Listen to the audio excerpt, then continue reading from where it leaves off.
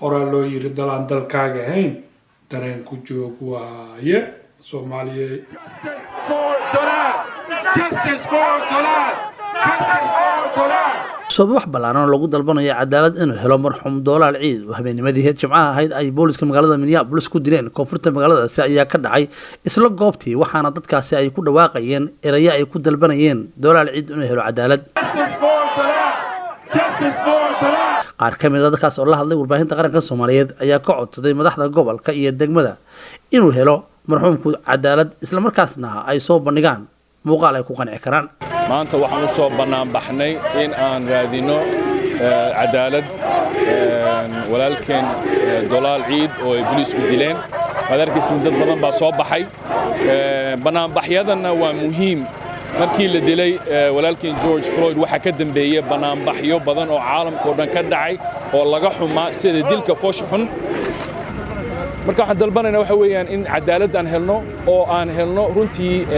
si cad wixii meesha ka dhacay sida inay ku dileen. Assalaamu calaykum magacayga waxa la yiraahdaa Aamino Jaamac Deeble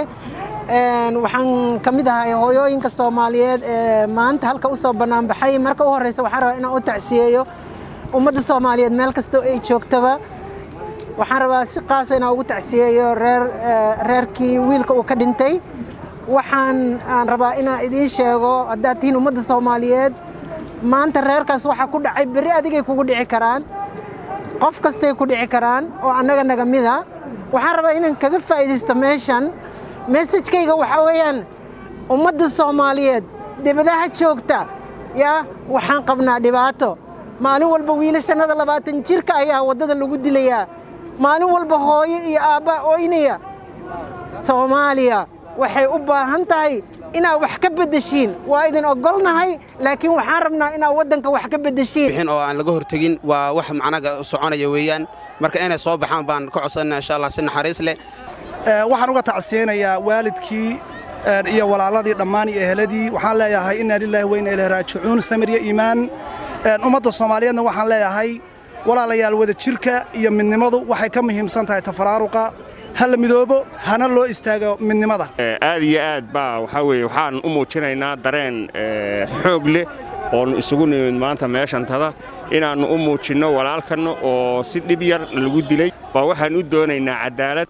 xildhibaan Cumar Faatax oo ka mid ah golaha aqalka sare ee gobolka Minnesota kana mid ah xubnihii dhawaan laga soo doortay gobolka ayaa warbaahinta qaranka Soomaaliyeed la hadlay wuxuuna sheegay inuu raadinayo xuquuqda marxuum Dullaal Ciid. magacaygu waa Cumar Faatax waxaan ahay senator halkan laga soo doorto waxaan Dullaal u raadinayaa cadaalad Soomaalida waxaan ka codsanayaa inay igu garab istaagtaan. taliska magaalada Minneapolis ayaa habeennimadii xalay ahayd waxa ay soo bandhigeen muuqaal ka turjumaya sida ay guriga marxuumka ay dileen u galeen waxaana muuqaalkaasi ka xumaaday dad badan waxayna laamaha amnigu sheegeen inay baarayeen waxyaalo la dikuwa amniga. Cabdi Xakiin Cabdi Ismaaciil warbaahinta qaranka Minnesota Mareykanka.